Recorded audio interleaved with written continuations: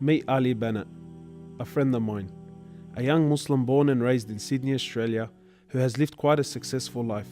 However, it was only recently that his life took a dramatic turn. This is Ali's story. Where are you at now with your life? What's happened to you? And at this point in my life, wallah, I've been gifted, alhamdulillah, by Allah with cancer throughout my body, and I've changed my whole life to sort of helping people.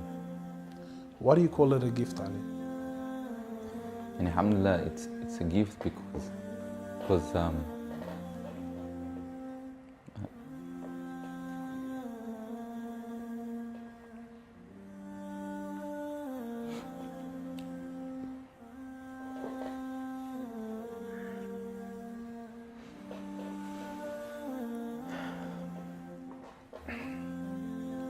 and it's a gift because Allah's given me a chance to change. What has having cancer, what has it opened your eyes to? SubhanAllah, everything in life, even the smallest gift, like breathing fresh air.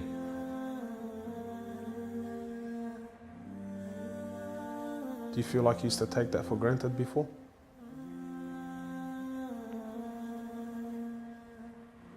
How long have you had cancer for? 4 months now. Ali was diagnosed with stage 4 cancer and given only 7 months to live. Upon finding the news, he immediately sold his successful business and was forced to reconsider the lavish lifestyle he was accustomed to. Everything was to change. Ali, what was your reaction when you came to know you had cancer? I got rid of my cars, I got rid of my watches, even my clothes. I took them with me overseas and I gave them to a lot of people up there, alhamdulillah. So I wanted to try to leave this world without anything. So you were on a mission to get rid of your dunya.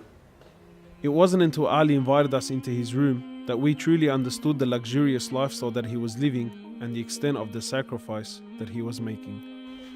What's all this, Ali? Talk to me, explain this. It's a bracelet, costs about $60,000. $60,000. Yeah. What do you have in these boxes, Ali? They're all my shoes, alhamdulillah. Louis Vuitton? All Louis Vuitton. How much is something like this worth, Ali? They're probably about 1,300. How much you pay for that, Ali? About 700 Thongs. for a pair of thongs, yeah. So what's happening with the sunglasses here, Ali? I just like collecting different sunglasses. Yeah? I've got rid of a lot of them. I gave them to a couple of brothers in Africa, alhamdulillah. So you're telling me there's a kid in Africa that's walking around with Louis Vuittons and Can I try one of these hats on? I've only mentioned them in my talks like 100 times. You can try the red one on. It's limited edition one. Barakallah. What do you reckon else? Sheikh Gucci. Ali's interest in the dunya has left him abruptly and no longer holds a place in his heart. So Ali, what do you feel now, like when you look at this? And driving something like this doesn't really cross my mind anymore. It's not something I would want to do no more. After someone tells you, or you find out that you're sick, or you haven't got much time in this life, wallah, this is the last thing you would want to chase. And this is how we should be living our life every day. A car like this, people would love to be in it, people would love to own, people would love to drive it. Wallah, they're going for the wrong goals. And you realize that when you get sick, when someone tells you you haven't got long to live, you realize all this stuff, it does not benefit us in any way. So what's the value of this in your heart now?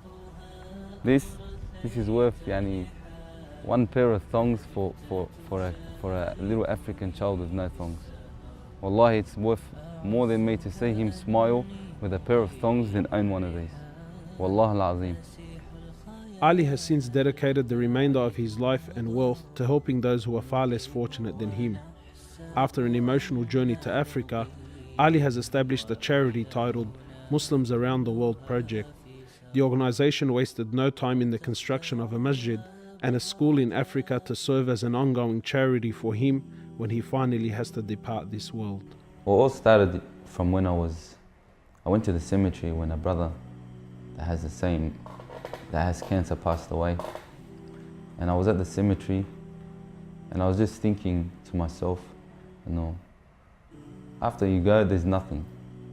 There's no one there for you. No mother, no father, no brother, no sister, except for your deeds. And even your money is not going to be there for you. So the only thing that's going to be there for you is a sadaqah. And that's the only thing that's going to help you gradually through your time in the grave till you get to the ultimate destination.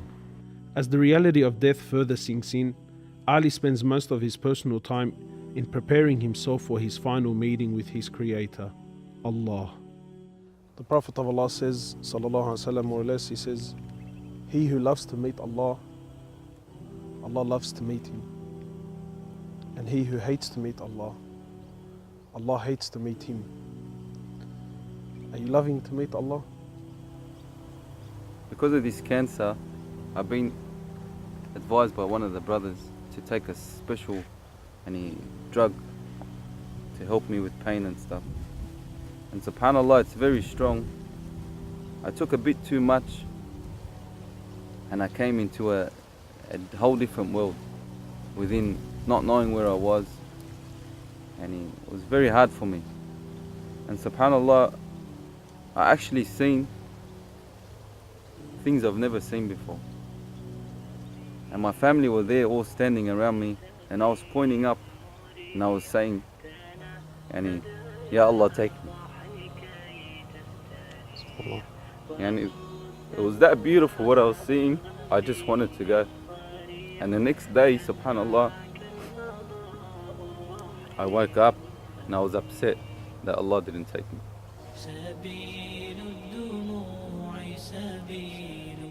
Well, I ask Allah subhanahu wa ta'ala to purify you and to give you shifa, to keep you around us for a long time.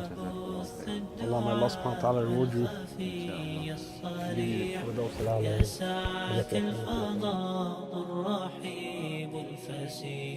سبيل الدموع سبيل مريح